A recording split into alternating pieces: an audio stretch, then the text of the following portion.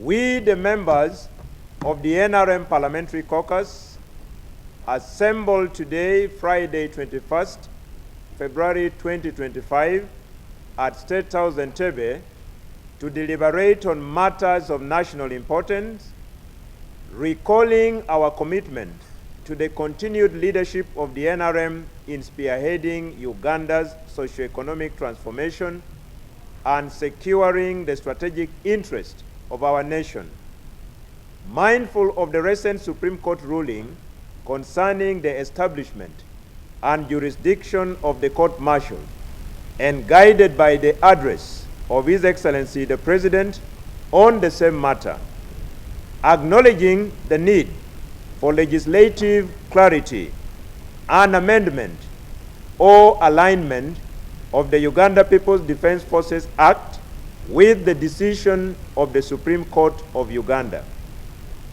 Cognizant of the ongoing budgetary process for the financial year 2025-2026 and the necessity to prioritize key sectors that will drive economic growth, national security, and service delivery in line with the NRM National Strategic Development Agenda, aware that the function of the NRM Parliamentary Caucus is to consider and adopt a common position on any parliamentary business before the matter is tabled for debate in Parliament, in accordance with Article 35, Clause 5 of the NRM Constitution.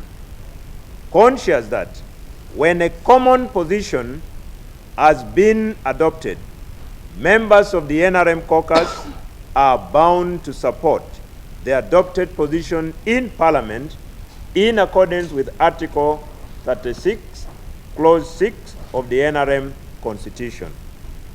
Having exhaustively deliberated on the above matters, in light of various testimonies of affected persons and communities, and the historical perspective by the learned Attorney General, among others, do hereby resolve as follows: to support the proposed amendments to the UPDF Act as presented by the Honorable Attorney General with the following broad principles: that misconduct by serving military personnel be tried in the first instance by the military court-martial with the right of appeal through the civilian courts. 2, that civilians who acquire specified firearms illegally be tried by the military court-martial in the first instance with the right of appeal through the civilian courts. 3, that provision be made to provide for right of appeal from decisions of court-martial to civilian courts, implying the court-martials will be subordinate to the civilian courts. The final resolution, we received the budgetary priorities for financial year 2025-2026 as presented by the Minister of Finance, Planning and Economic Development, and deferred debate to the... We, the members of the NRM Parliamentary Caucus, assembled today, Friday, 21st February 2025, at State House Entebbe to deliberate on matters of national importance, recalling our commitment to the continued leadership of the NRM in spearheading Uganda's socio-economic transformation and securing the strategic interest of our nation.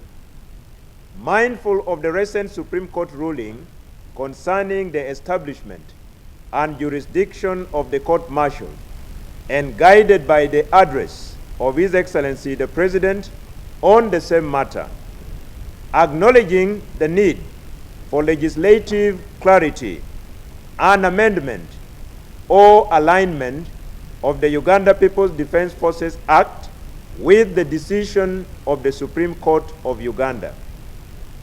Cognizant of the ongoing budgetary process for the financial year 2025-2026 and the necessity to prioritize key sectors that will drive economic growth, national security, and service delivery in line with the NRM National Strategic Development Agenda, aware that the function of the NRM Parliamentary Caucus is to consider and adopt a common position on any parliamentary business before the matter is tabled for debate in Parliament, in accordance with Article 35, Clause 5 of the NRM Constitution.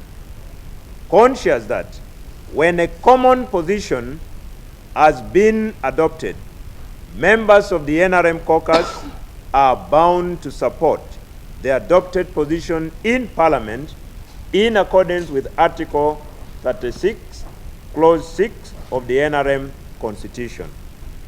Having exhaustively deliberated on the above matters, in light of various testimonies of affected persons and communities, and the historical perspective by the learned Attorney General, among others, do hereby resolve as follows: to support the proposed amendments to the UPDF Act as presented by the Honorable Attorney General with the following broad principles: that misconduct by serving military personnel be tried in the first instance by the military court-martial with the right of appeal through the civilian courts.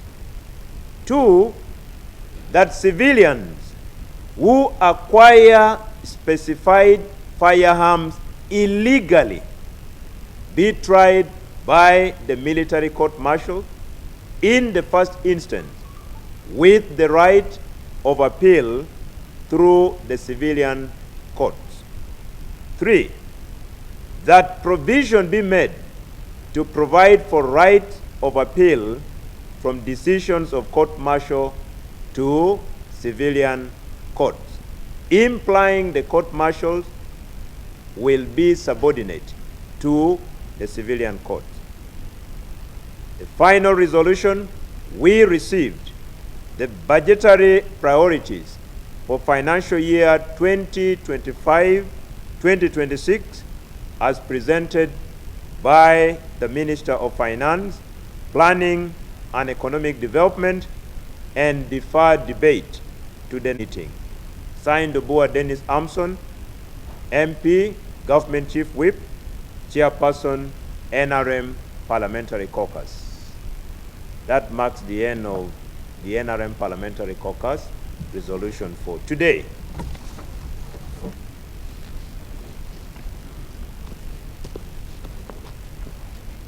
Meeting.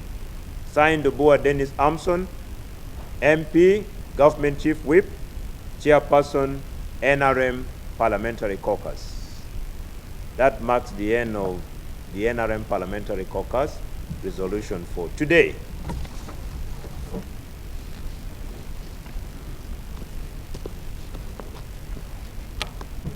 The decision of Supreme Court, and I think that can be disposed of with his.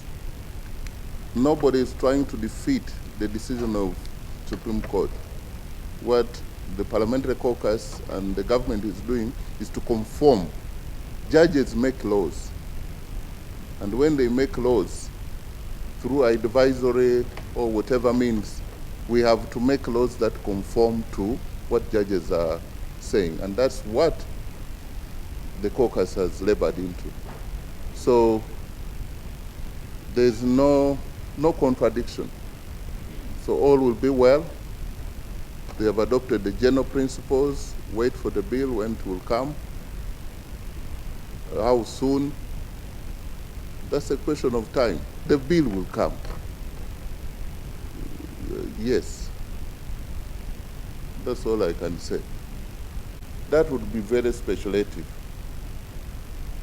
But whether the bill will come, the answer is in the positive.